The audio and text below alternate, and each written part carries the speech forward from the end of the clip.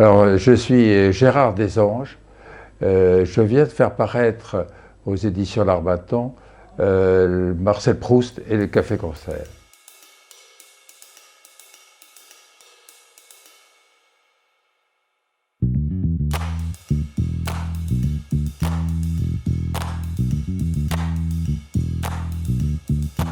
C'est un sujet qui n'a pas été beaucoup traité parce que Marcel Proust était connu avant tout que pour un génie littéraire et aussi pour un grand passionné de musique classique. Mais là, ce qu'il a appelé dans Les Plaisirs et les Jours, son premier livre, la mauvaise musique, était aussi pour lui, c'est-à-dire le café-concert, la chanson de rue, était aussi pour lui quelque chose d'important, et une véritable passion. Il s'est passionné pour le café-concert qui était en vogue au XIXe siècle, de 1850 à 1914, et qui a charmé aussi bien les gens du peuple que l'aristocratie et la bourgeoisie. Et c'est cette mauvaise musique dont je veux vous parler vis-à-vis de Marcel Proust. Il a été d'ailleurs chroniqueur dans le journal Le Mensuel dans les années 90, où sous différents pseudonymes comme Bob, il a signé des articles sur Paulus, sur Mayol, sur Fraxon, sur Yvette Guilbert, qui étaient ses chanteurs préférés, qui souvent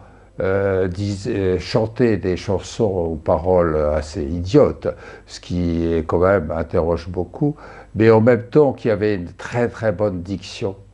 que son ami Reynaldo Hahn considérait comme une meilleure diction que celle de la Comédie Française ou de l'opéra.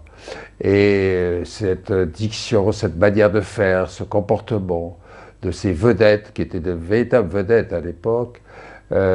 charmait Marcel Proust. Et après cet épisode du Mensuel, il a été au Café-Concert de 1907 à 1914, après la mort de ses parents, là, seul pour son plaisir. Il aimait beaucoup, revenant de Cabourg, au mois de septembre, inaugurer la saison parisienne. Donc, il décrit cette atmosphère de paysage plus froid, bien sûr, et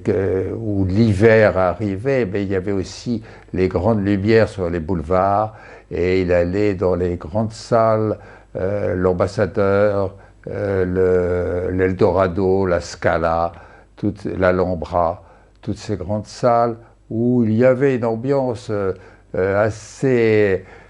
particulière, où les gens riaient, chantaient en même temps que les chanteurs, et il fallait des voix très, très fortes pour porter. Et dans cette ambiance de liberté, où les gens entraient, sortaient, puisqu'il n'y avait pas de ticket d'entrée, mais il y avait des consommations payantes, le Proust se sentait très à l'aise parce que ça changeait de l'ambiance des salons compassés, où il était obligé de jouer un certain rôle. Là, il était vraiment libre, mais c'est quand même étonnant de constater